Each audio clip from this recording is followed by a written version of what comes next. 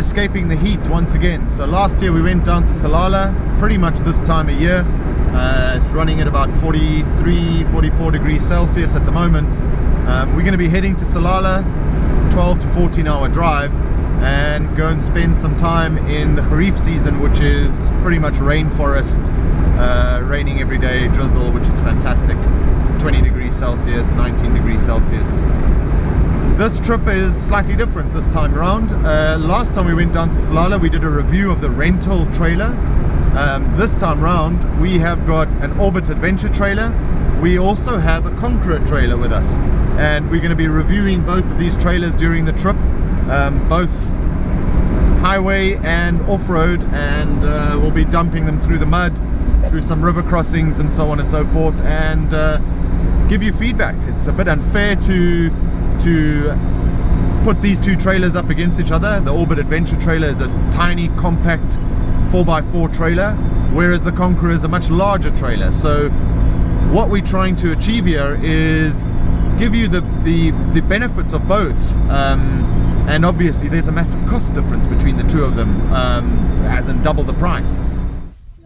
So here we are, 14 hours in the saddle. We left at 4 o'clock yesterday afternoon, and we arrived on the outskirts of Salalah, the beginning of where the mist and the rainforest starts. On top of the escarpment, the clouds push up off the ocean, so the warm currents in the ocean creates the clouds, pushes up against this cliff or the escarpment, which is probably about 20 k's, maybe 10 kilometers at various points, but I think it's about 20 kilometers at the furthest point from the ocean to where the escarpment drop is.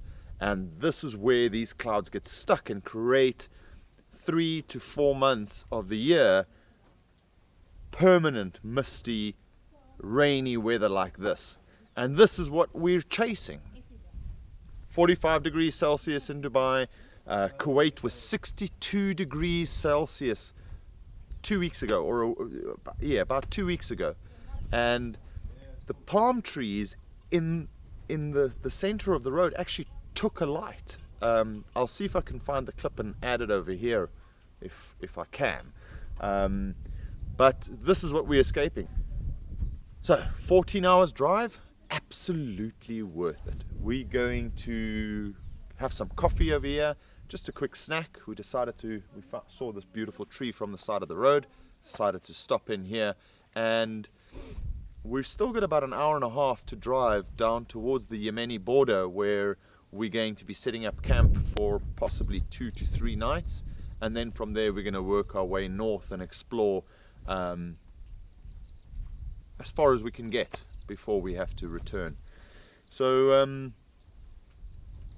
pretty happy to be away from the sun, to be away from the heat and misty rainy weather. I hope my camera lasts this trip, because I did not pack any waterproofing for it, so my bad.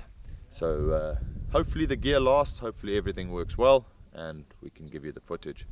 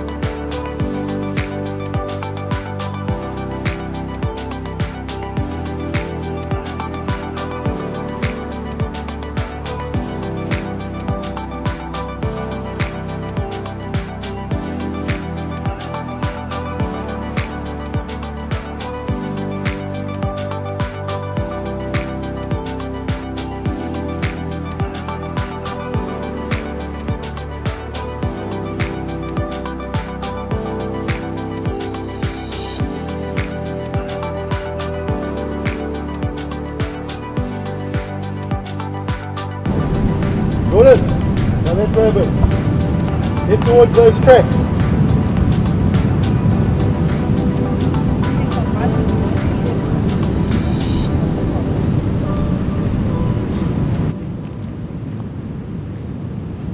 Go left. Left, boy, you're too far right. Left. Go left. Left, left, left.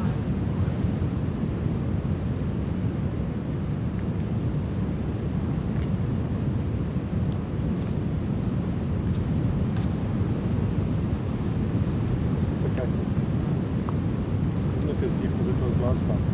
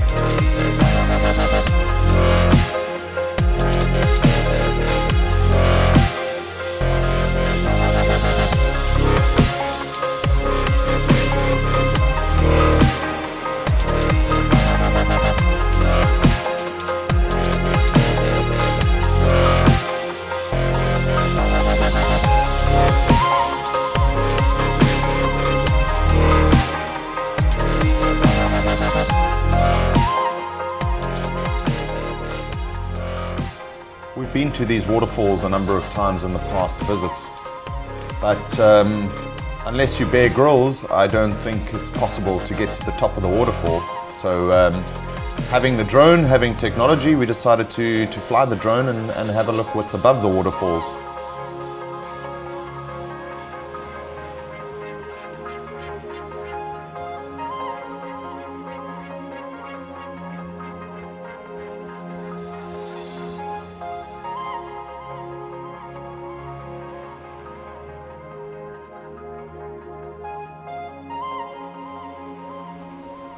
Sat back the afternoon and watched the footage, and to my surprise, all this water comes from a spring.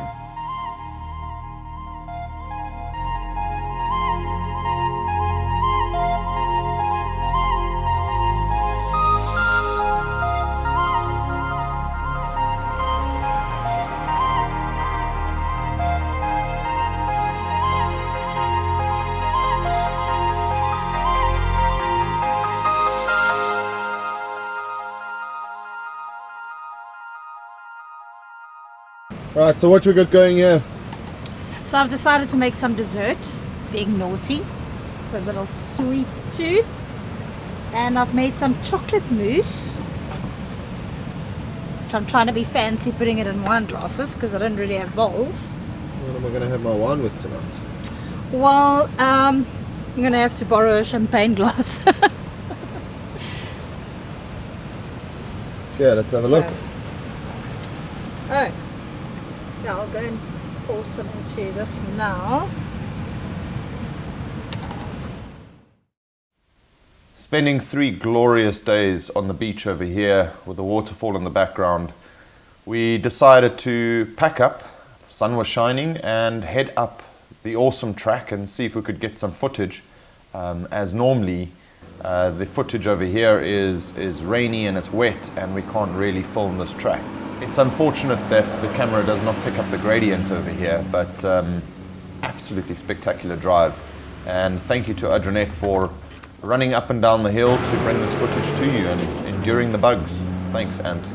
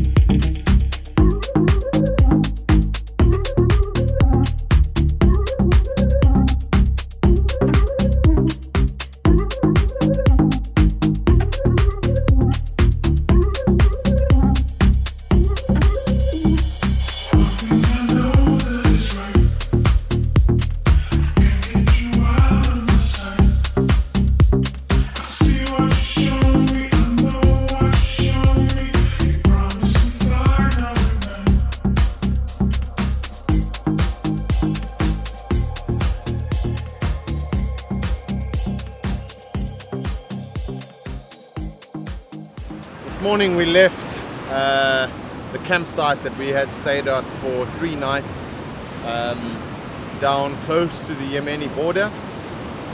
Beautiful drive this morning, pretty technical going up the hill, especially with all the rain that we've had.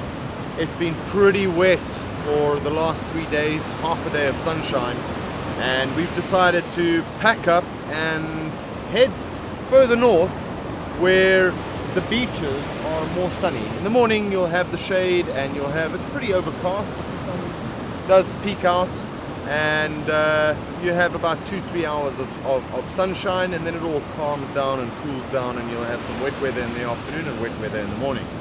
So time to dry out the kids and dry out the towels and the tents and so on. We're going to have some breakfast in this awesome location that we just found, and then we're going to go in search for the next campsite for this evening. The trailers thus far, tell you what, it's very difficult to compare the Orbit adventure trailer with the Conqueror. One is an absolute camper. It is an off-road trailer. It is set up for spending days and days on end in one location, whereas the Orbit adventure trailer is more of a, well, it's an adventure trailer, so it's a stop, quickly pack up and head off to the next location. Spending a week in one location, would the Orbit adventure trailer be the best bet? No. Would I then go for the Conqueror? Of course. Doing what I do, enjoying exploring, finding new spots every single day or every second day, the Orbit adventure trailer beats it hands down, because there's not much that goes on. It's you close the tent, put the kitchen away and the sink and the stove, and Bob's your uncle, you packed up and you're ready to go. It does not have the awning, as you can see right now. We've just stopped on the beach. Brad's just stuck out the awning on the Conqueror trailer. We got some shade while we're doing the breakfast. We don't have that on the Orbit, but again, I have it on the car. So different strokes for different folks. We have put these trailers to the test thus far. It has been muddy, it's been wet. We've had a great river crossing. It was probably too deep for the Orbit adventure trailer. It wasn't. We basically dipped the whole trailer into the water, and I tell you what, the nose cone, it leaks. That was completely submerged. The rest of it, I would say, is not waterproof, but definitely water resistant. There was a little bit of water in the main area, nothing in the fridge area or in the kitchen area, so just enough to make the carpet damp, nothing massive. The nose cone filled up with quite a bit of water. So for what we use it in this environment, absolutely perfect. We're never going to be doing those river crossings. If you're out in the States or in Australia or where you're doing lots of river crossings, I would definitely look at closing the lid tighter on that Orbit adventure trailer. We know that it's dust proof. I used the red one on a trip that we did, a fishing trip through Oman, dusty roads, and there was absolutely zero dust that got into the trailer. The water did get in. Saying that, on the Conqueror, which I would have thought would have been totally waterproof, also collected some water.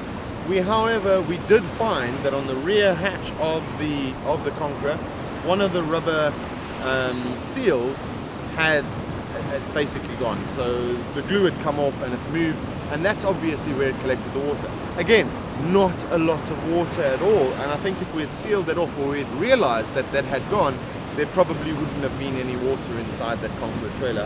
I don't expect Conqueror to have any issues with that. It is robust, it is tested. The adventure trailer is more your weekend warrior type of trailer. So do they put it through rigorous water tests? I don't know. What's more important to us? It is dust proof. In the UAE, in Saudi, in Qatar, in anywhere in the Middle East, you want something that's dust proof. You don't worry about the water. So thus far. Once again, I found very few faults with the Sorbet Adventure trailer. I'm happy. So we're probably going to move to a different location to camp this evening. Unfortunately, these beaches over here, you're not allowed on the beaches. I don't know if it's a turtle sanctuary or not. I've never been to this area before. It's absolutely stunning all the way down the coast. The drive down, as you can see on the footage that I took on the drone, is simply worth it. I do think this road is well used, and unfortunately, once again, Oman tourism, there's litter. Not as much as getting up to from Dukum, between Dukum and Sir, but there is still litter down here, and obviously this road is well graded so anybody can get down here. You do not need a 4x4, and unfortunately there's bottles of water, plastic bottles lying not everywhere, but pretty much wherever I look I can see 1, 2, 3, 4, 5, 6, 7. I can already count 7 in a small area. Please, Oman tourism, find the guys. Please get your policemen out here. Let them just patrol the area. Pay somebody to walk up and down here. Any car that gets in here, that when they leave that area, that they needs to be inspected first. It's very simple. I know what you're trying to do with the fisheries, and I know what you're trying to do with the turtles. You're doing a great job as far as the beaches are concerned. But unfortunately, from here, this also washes into the ocean. So my plea, please, Oman tourism, take it from there. Let's go and get some breakfast and we'll catch you later. In our next episode, we fly the drone 3 kilometers across the bay to see what's on the other side, navigate some very narrow bits, and we have a birthday. See you in the next episode.